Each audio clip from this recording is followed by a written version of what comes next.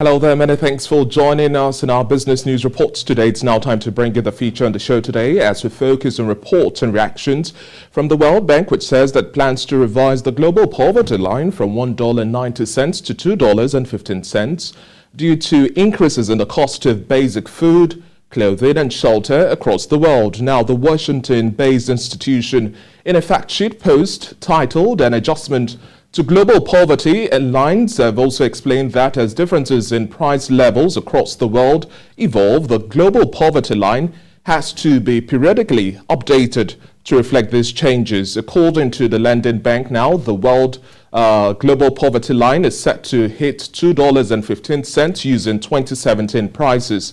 Now, this means that anyone living less than $2.15 a day is considered to be living in extreme poverty.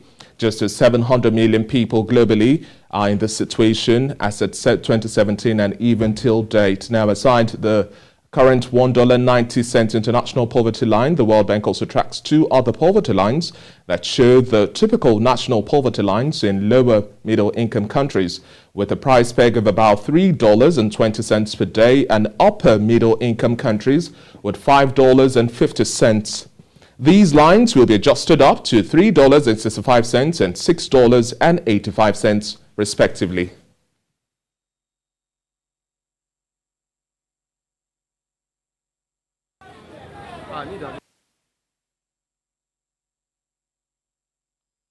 Well, joining me now to discuss this and much more virtually, I have Mayoko Ilo, an economist. Thank you very much for joining us on the Breakfast Show this morning, Mr. Ilo.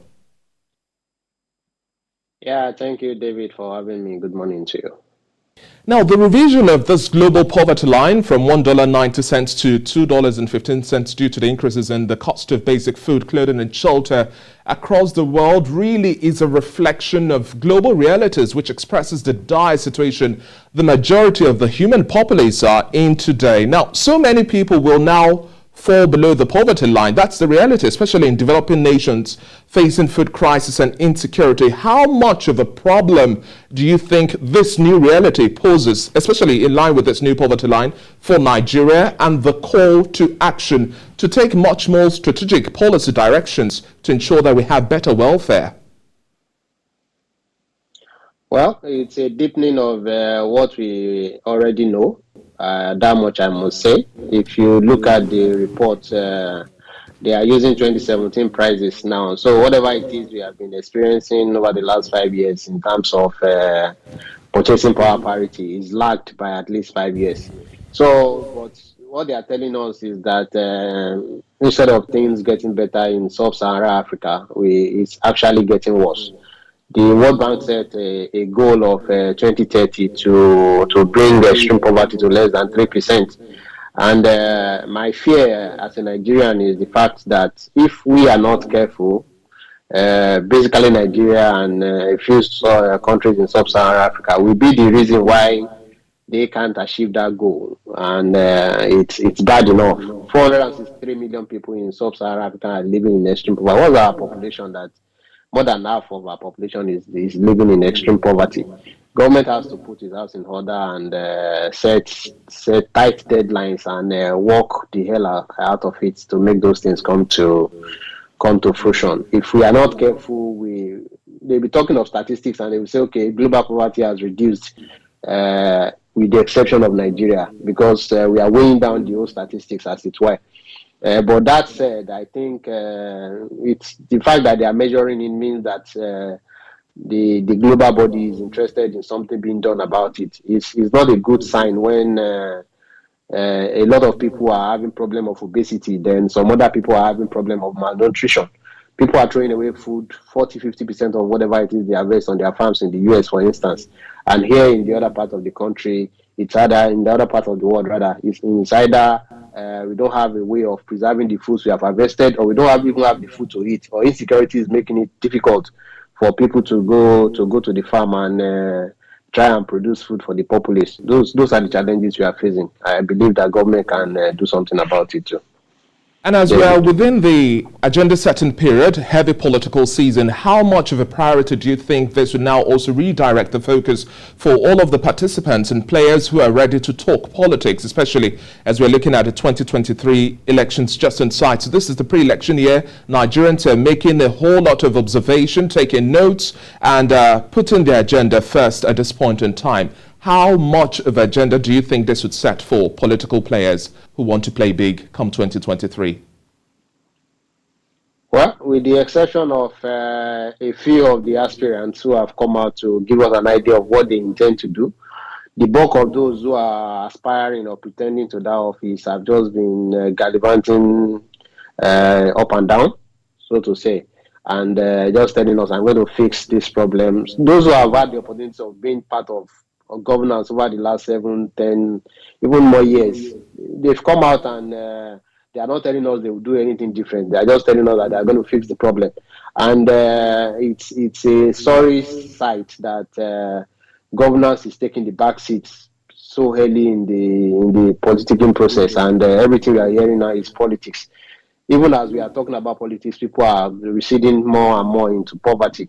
That should be the first point of call for us. If it comes to brass tacks, we are a poor country, poorly managed, and whatever it is we have as leadership is not doing the needful. I believe that it starts with the willpower to do it. Then you put the right pegs in right holes so that we can get going in terms of development. Other than that, the world will be moving in one direction, where sub-Saharan Africa, particularly Nigeria, will be moving in another direction, which is not a positive one. And I like the fact that we also had you touch on the fact that food insecurity in the country is also one of the biggest conversations, because the average Nigerian cannot feed 3 square meals. Let's just state the fact. And we also have insecurity that is threatening the already existing food baskets. Now there are conversations around new food hubs. When you speak with agriculture experts, there's no magic wand that can be waved to reduce the cost of food production at this point in time. So to what extent now do you think we should also begin to take much more seriously how Nigerians feed in terms of the budgetary allocation for agriculture, and also attend to this tending issue which seems to be worsening, insecurity? Well, it's not just insecurity. If you look at health, if you look at food, if you look at employment, we have multifaceted issues, hydra-headed as they call it. So I was looking at some data earlier, and do you know that on average, the average Nigerian, the allocation to their health in a year is less than $100. It's been like that for many years now. That tells you that, okay, maybe the average Nigerian spends 40,000 naira in a whole year. So if one person, for instance, goes for maybe MRI, for instance, for each person that spends that amount of money, there may be 20 people that in a whole year, all they use to contend their health challenges will be Panadol. And because there are no diagnoses, no deep-seated, deep-rooted health attention, at the end of the day, you see people dying like flies. No wonder they said our life expectancy here is 54 years. This is about the lowest you can find anywhere. So if we want to solve this problem, we should look at it holistically, from health to food to insecurity. It's not rocket science. These are problems that have been solved for more than 100 years in other economies. Well, what is taking us this long? The last 50 years, maybe Nigerian economy was much better than that of the United Arab Emirates. But what do we have now? It's between light and darkness. It's human beings that are there, human beings that are here. The only difference is leadership. So, but I don't believe that we don't have the leadership that is required. It's just that maybe the right people have not found themselves, and the system is making it difficult for us to get the right people in power.